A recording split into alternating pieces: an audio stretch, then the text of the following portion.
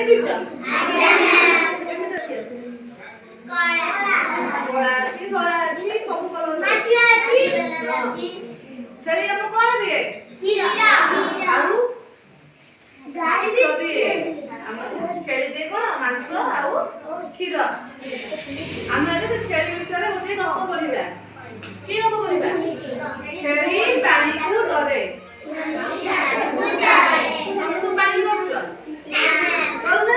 ପାଣି ପିଉଛ? ଗାଧଉଛ? ଛେଳି କାହିଁ ଡରିଲା? ଗପ ପଢିବା।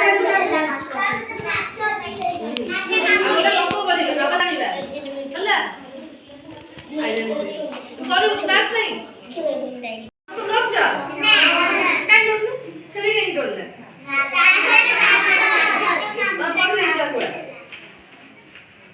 ଆଜି ପଢିବା ଛେଳି କାହିଁକି ପାଣିକୁ ଡରିଲା।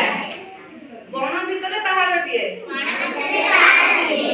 ବଣ ଭିତରେ ସେ ପାହାଡ଼ ଜଙ୍ଗଲ ଥାଏ କି ନାହିଁ? ଦେଖିଛ? ଯାଇଛ ବୁଲିବାକୁ? କିଏ ନେଇ ଗଲେ? ହଉ ଗୁମ୍ଫାରେ ପାହାଡ଼ ଅଛି ତ?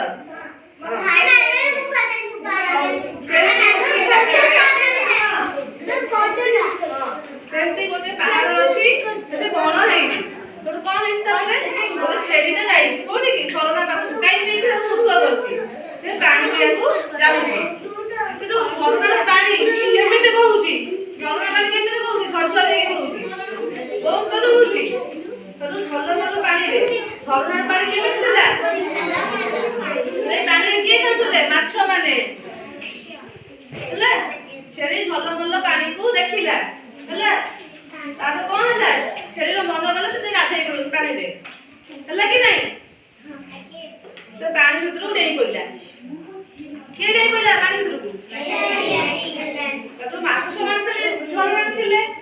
ସେ ଯେତେବେଳେ ଡେଇଁ ପଇଲା ଛେଳିଟା, ମାଛ ମାନଙ୍କ ଦେହରେ ତା ଗୋଡଟା ପଡ଼ିଗଲା କି ବାଜିଗଲା। ମାଛକୁ କାଟିଲା।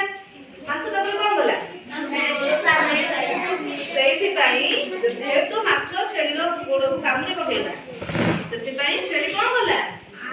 ଆଉ ପାଣି ଭିତରକୁ ଗଲାନି। ସେଇ ଦିନ ଠାରୁ ଛେଳି କଣ ହୁଏ? ପାଣିକୁ ଡରେ। ତ ବୁଝିପାରିଲ? ମୋର ପ୍ରଶ୍ନ ପଚାରିଲେ ଆସିବ? ବଣ ଭିତରେ କଣ ଅଛି?